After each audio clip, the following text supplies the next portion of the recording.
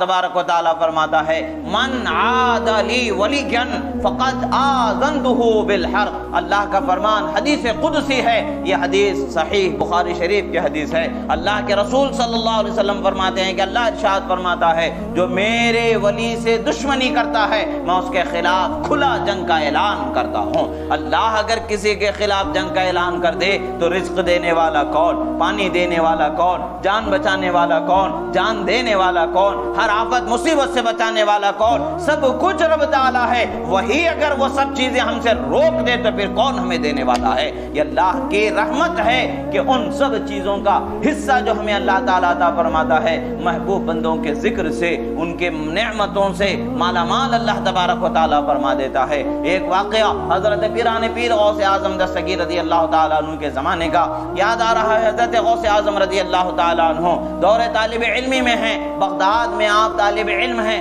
आपके साथ दो और उस जमाने के मशहूर ज़हीन तरीन तालिब इल्मों में दो लोगों का शुमार होता था। एक का नाम इब्न सक़ा है और एक और दूसरे भी हैं। ये तीन हजरात उस वक्त के मदरसे निज़ामिया के सबसे आला तरीन ज़हीन और होशियार इल्म हासिल करने वाले इल्म वाले दाना तालिब इल्मों में इनका शुमार हुआ करता था। एक तो सरकार गौसे आजम पीराने पीर दस्तगीर रज़ी अल्लाह ताला अन्हु की शान को तो अल्लाह ताला ने बुलंदो बाला फरमाया ही, आपकी शान तो बुलंद है ही। आपके साथ ये दो लोग भी पढ़ा करते थे।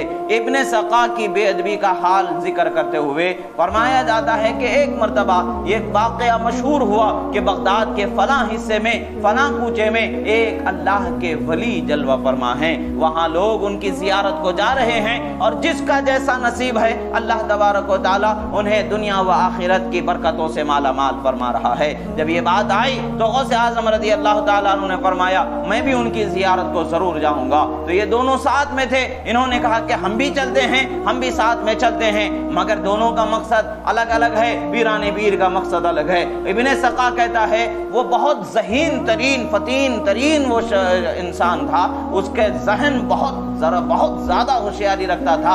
इल्मे मंतिक के अंदर, इल्मे कलाम के अंदर वो बहुत ज़्यादा दस्तरस रखा करता था। तो उसने ये सोचा कि जो मलका उसको अपनी ज़बान और फिरासत से मिला हुआ है खुदा की नेमत ही हकीकत में, मगर उसका गलत इस्तेमाल उसने करने का इरादा कर लिया।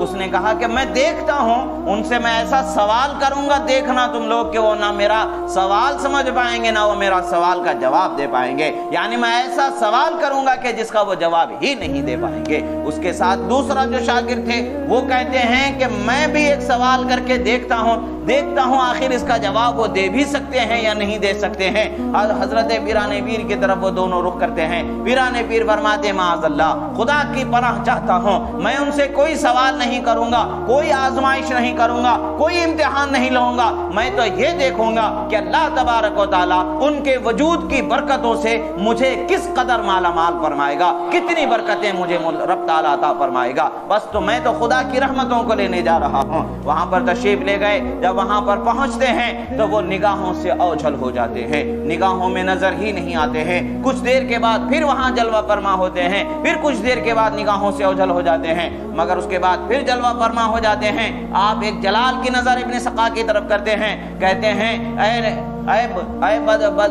बुरा बेअदबी करने वाले इंसान, सुन कि तेरा सवाल ये था और उसका जवाब ये है। तू सवाल ये करना चाहता था और उसका जवाब ये है, सुन ले। सवाल भी बता दिया, जवाब भी बता दिया और फरमाया कि तूने जो बेअदबी की है उसकी सजा तुझे मिलती हुई मैं देख रहा हूँ कि तू कुफ्र की दलदल में फंसता हुआ मुझे नजर आ रहा है।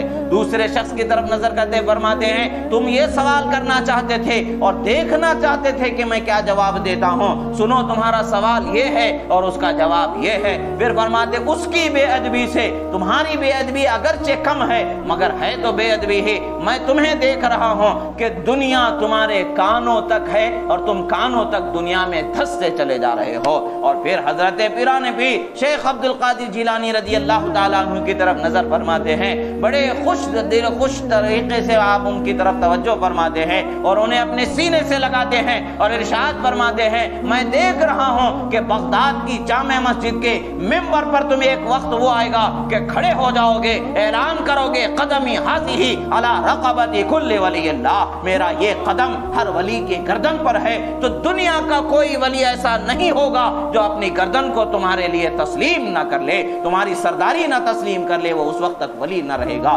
यानी सरदारी तस्लीम करे वही वली होगा, सरदारी तस्लीम ना करे तो विलायत के मकाम से उसे सल्ब कर दिया जाएगा, वो मकाम उससे छीन लिया जाएगा, विलायत के मनसब से उसे हटा दिया जाएगा। ये हजरत पिराने पीर गौसे आजम दस्तगीर रज़ियल्लाहु ताला अन्हु के शान में आपके अजीम मकाम पर फाइज किए जाने की आपने खुशखबरी सुनाई और फिर आप निगाहों से ओझल हो गए। रावी कहते हैं उसके बाद फिर कभी बगदाद में और ना अतराफ में कभी उनको देखे जाने की खबर मिली, न कभी उनसे मुलाकात हुई।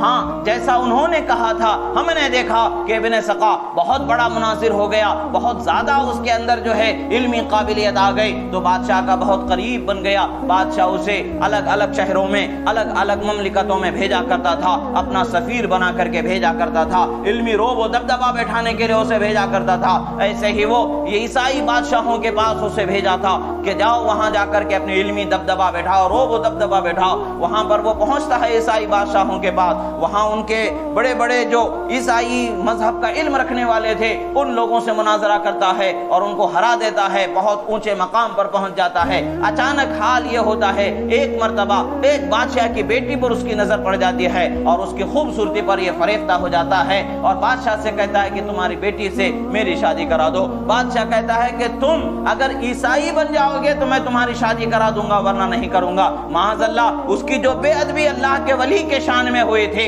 उसकी सजा के तौर पर उसके लिए यहाँ पर बात नजर आई कि उसने माअज़ल्लाह ईसाई मजहब को कबूल कर लिया और ईसाई हो गया, उस बादशाह की बेटी से शादी कर लिया, उसी हाल में वो मर गया। और जो दूसरे हैं जिनको दुनिया कानों तक पहुंचने का कहा गया, वो फरमाते हैं कि मैं जब बगदाद से फारिग हुआ मिस्र की सरजमीन की तरफ गया, मैं वहां जाने के बाद में मेरे इल्मी और अदबी मकाम को मैं लोगों के सामने जाहिर करने लगा। धीरे धीरे लोग मेरे इल्म में लोहा मानने लगे और एतराफ करने लगे और हाल ये हुआ कि एक वक्त आया कि मैं बादशाह का बहुत करीबी बना दिया गया और बादशाह ने मुझे औकाफ पर मुतवल्ली के तौर पर मुतय्यन कर दिया, काजी बना दिया। और हाल ये हुआ कि दुनिया मेरे कानों तक पहुंच गई थी, सिर्फ दुनिया ही दुनिया में रह गया था, आखिरत की तैयारी का मुझे मौका नहीं मिल रहा है, दुनिया ही में मैं मगन हो गया। और हाँ, हमने भी देखा, देखने वालों ने भी देखा, सुनने वालों ने भी सुना कि एक वक्त वो भी आया कि बगदाद की सरजमीन पर शेख अब्दुल कादिर जिलानी का